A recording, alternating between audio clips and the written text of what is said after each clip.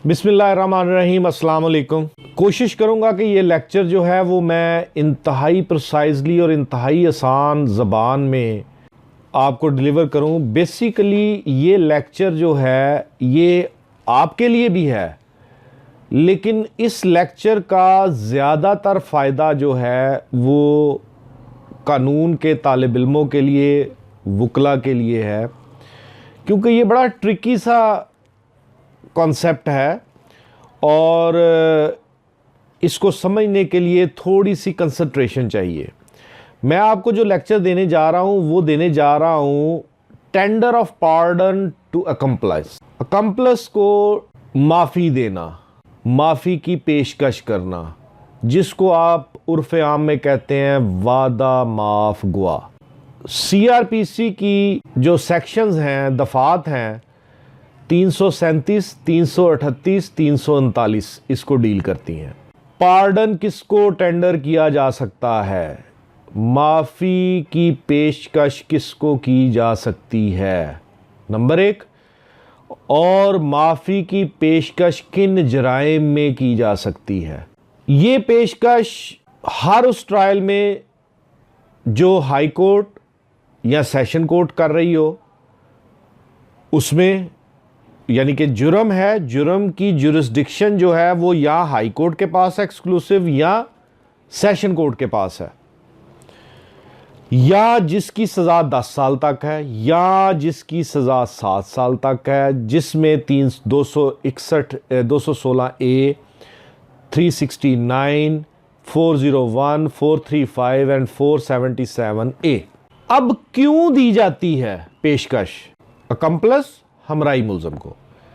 जब आपके पास evidence deficient है, आपके पास एविडेंस नहीं मौजूद, एक बंदा कत्ल हुआ है, नहीं पता कौन कर गया, कैसे कर गया, एप्रीहेंशन है उन्होंने करवाया होगा, जख्मी कर गया, नहीं पता चल रहा कि कौन कर गया और किसने करवाया। अब 337 के तहत CRPC ज़ाब्ता फौजदारी के तहत इन लोगों को पार्डन टेंडर किया जाता है। हमराई मुल्ज़मान को किस बुनियाद पे? कि वो तमाम मुकम्मल हक़ाइक़ अदालत को बताएंगे।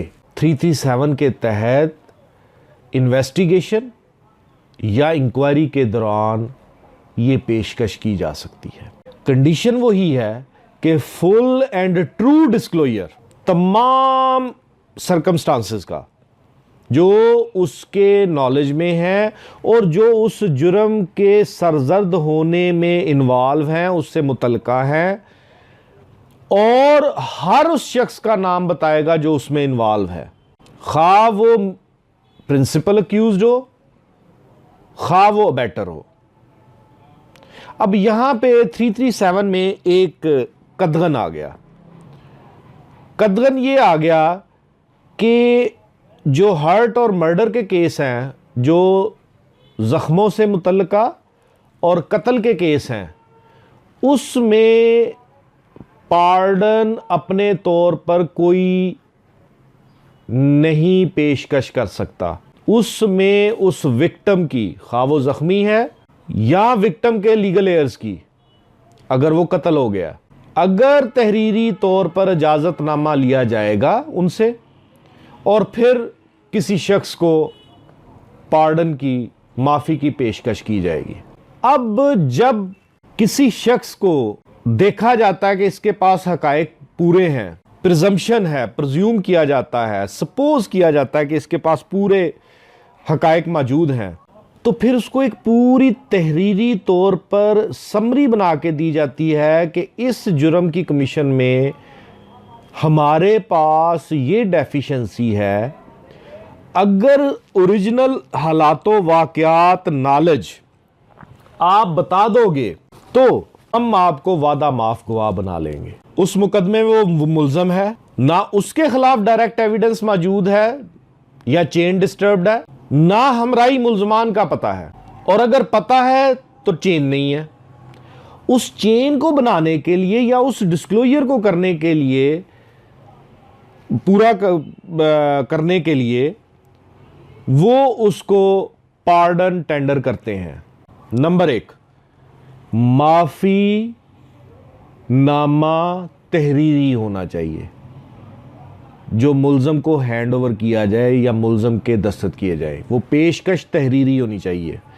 नंबर 2, उस पेशकश को वो एक्सेप्ट करे कि मैंने वो पेशकश एक्सेप्ट कर ली है। नंबर 3, जब वो मजिस्ट्रेट के सामने 337, 338, 339 के तहत अपनी स्टेटमेंट रिकॉर्ड करवा रहा है, तो मजिस्ट्रेट सिंपली ये ना लिख दे कि हाँ हो गया पार्डन, हो गई स्टेटमेंट हो गई, नहीं, रीजंस बयान करे।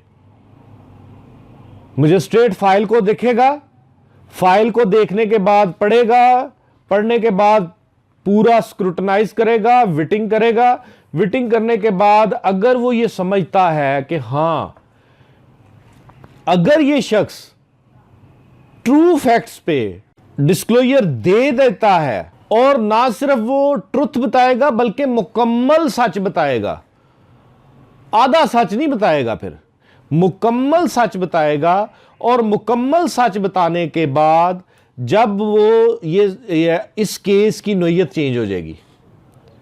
अब मजिस्ट्रेट ने इस चीज को भी परखना है कि अगर ये मुकम्मल सच बताता है ये शख्स, तो फिर ये मुल्ज़म के खाने से निकल के बतौर प्रोसिक्यूशन विटनेस ये अदालत में पेश होगा, तो क्या वो उस कसौटी पे पूरा उतरता है? अगर इसको पार्डन टेंडर किया जाए, अगर इसको वादा माफ गवाह बनाया जाए कि ये बतौर गवाह पूरा स्टैंड करेगा, ये तसल्ली करने के बाद उसका बयान लिखेगा। जब उसका बयान लिख लेगा तो फिर उस मुल्ज़म का स्टेटस विटनेस का हो जाएगा। फिर ड्यूरिंग ट्रायल वो विटनेस, बतौर विटनेस उस ट्रायल में पेश होगा, और बाकी मुल्ज़मान को जो उसके डिस्क्लोजर पर मुल्ज़म बने उनको पूरा हक होगा कि उसके ऊपर क्रॉस एग्जामिन करें।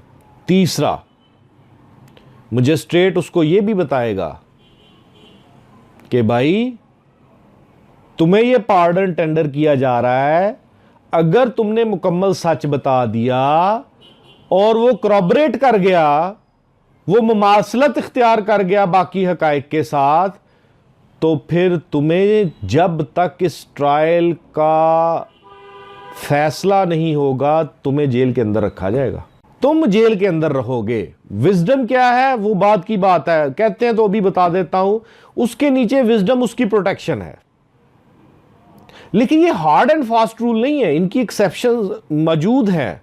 ये नहीं है कि जनाब अगर किसी को पार्डन टेंडर किया गया, उसकी स्टेटमेंट हो गई, उसको एक्सेप्ट कर लिया गया, तो वो सारी जिंदगी जेल में रहेगा जब तक ट्रायल नहीं होगा। नहीं, एक्सेप्शंस मौजूद हैं कि ट्रायल लेंथी हो रहा है, डिले हो रहा है, मामलात ऐसे हैं, वो बीमार है, कुछ भी हो सकता है, बाहर भी आ सकता है, लेकिन बेस ये है कि वो अंदर रहेगा।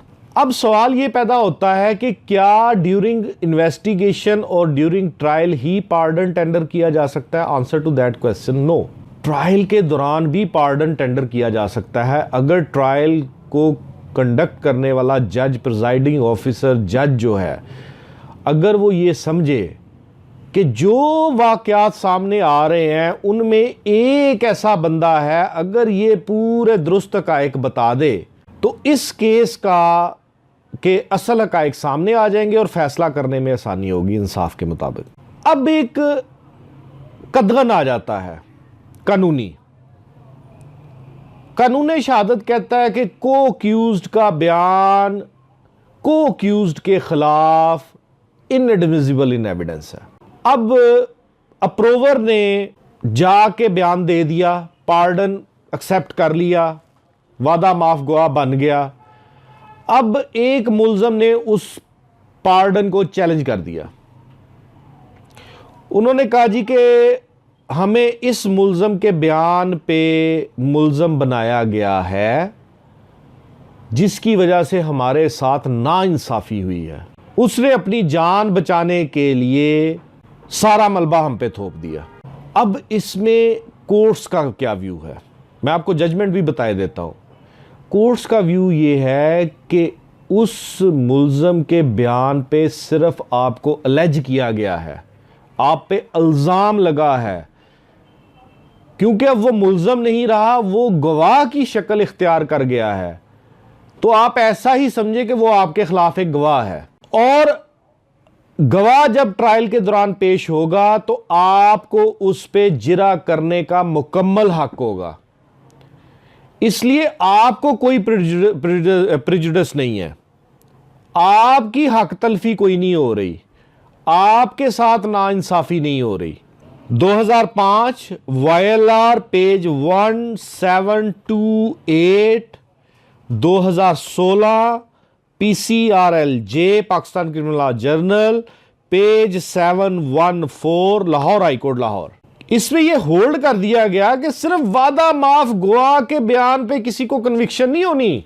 वादा माफ गवाह का दिया गया बयान अगर मुमासलत नहीं रखता, अगर करॉबोरेटिव नहीं होता दीगर इंडिपेंडेंट एविडेंस के साथ, दीगर इंडिपेंडेंट विटनेसेस के साथ, तो सिर्फ उसकी स्टेटमेंट पे नहीं होगा, अदालत सारा कुछ देखेगी, उसको परखेगी, उसकी वेरासिटी को परखेगी।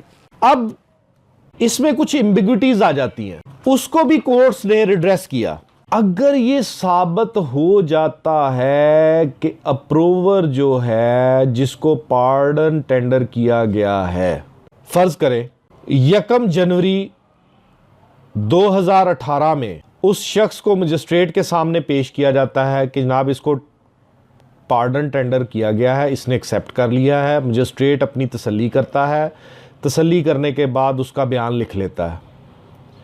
सब्सीक्वेंट स्टेज में बाद में ये बात मंजरे आम पे आती है कि ये शख्स अक्टूबर 2017 से लॉ इन्फोर्समेंट एजेंसीज की कस्टडी में है। अक्टूबर 2017 में ये लॉ इन्फोर्समेंट की एजेंसीज की कस्टडी में है और 1 जनवरी 2018 को उसको पार्डन टेंडर किया गया और उसने अप्रूवर बनने की एक्सेप्ट जो है ना वो ऑफर एक्सेप्ट कर ली। तो अप्रूवर की स्टेटमेंट ख़त्म, अप्रूवर स्टैंड्स नोवेयर। उसकी स्टेटमेंट को डस्टबिन में फेंक दिया जाएगा। कोई अदालत उसके ऊपर रिलाई नहीं करेगी, क्योंकि यह साबित हो गया कि जब उसने पार्डन टेंडर किया था प्रोसिक्यूशन ने, तो उसने उसको एक्सेप्ट किया, उससे पहले वो लॉ इन्फोर्समेंट एजेंसीज की कस्टडी में थी क्या था। तो इसलिए क्वेश्चन जो है मार कुटाई का, क्वेश्चन का, दबाव का, ब्लैकमेलिंग का, धमकियों का, जान से मार देने की धमकियों का, ख़ानदान तबाह कर देने की धमकियों का, इससे हम नज़र नहीं चुरा सकते। इसलिए उसकी स्टेटमेंट नहीं तसव्वुर की जाएगी। दुरुस्त। फिर जब वो अप्रूवर बन जाएगा, उसकी स्टेटमेंट लिखी जाएगी, तो उसका ट्रायल अलहदा कर दिया जाएगा। ट्रायल चलेगा उसका, लेकिन उससे अलहदा कर दिया जाएगा, उस मेन ट्रायल से उसको अलहदा कर दिया जाएगा। बाकी मुल्ज़मान की हद तक ट्रायल चलेगा। अगर ट्रायल में अप्रूवर की स्टेटमेंट को कंफर्म तसव्वुर कर लिया जाएगा, उसको ट्रुथफुलनेस जो है ना वो मिल जाएगी उसकी स्टेटमेंट को, तो फिर तो ठीक है, फिर तो वो उसमें बरी, फिर तो वो बरी, क्योंकि वो वादा माफ गवाह बन गया। उसके बयान के बगैर सजा मुमकिन नहीं थी। उसने जो बयान दिया वो क्रॉबरेट हुआ। अब क्रॉबरेशन क्या है, मैं छोटी सी मिसाल दे देता हूं। क्रॉबरेशन ये है कि ए मर्डर हो जाता है, ए के इधर फायर लगता है, इधर निकल जाता है, इधर फायर लगता है, पीछे से निकल जाता है, उसकी डेथ हो जाती है। अब किसी को कुछ नहीं पता कि किसने फायर किए। सपोजिशन आती है, प्रिजम्पशन आती है कि बी को पता है ए को किसने फायर मारे हैं। अब बी को कहा जाता है कि जनाब अगर आप असल हकायक बता देंगे तो आपको वादा माफ गवाह बना लिया जाएगा। बी कैसे पकड़ा गया कि मरने वाले की कुछ चीजें उसके घर से मिल गई। अब बी कुछ नहीं बता रहा, वो कह रहा हां मेरे घर में है, लेकिन मैंने नहीं बताना कि ये मेरे घर में कैसे पहुंची, क्योंकि अब एक सोल फैक्टर पे मुझे सजाए मौत तो नहीं हो सकती कि मरने वाले की कुछ चीजें मेरे घर से मिली थी। इसलिए अब अप्रूवर की स्टेटमेंट पढ़ी जाएगी। अप्रूवर की स्टेटमेंट कैसे पढ़ी जाएगी? वो कहता है जी पीछे से आया था, उसने फायर मारा, उसके इधर से निकला, इधर से लगा तो इधर से निकल गया।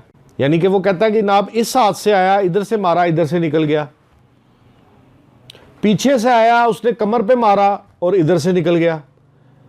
अब क्रॉबोरेशन नहीं है उसकी स्टेटमेंट में, क्योंकि मरने वाले को इधर फायर लगा, इधर से निकला, उसको इधर फायर लगा, पीछे से निकला। इसलिए अप्रूवर की स्टेटमेंट को नहीं माना जाएगा।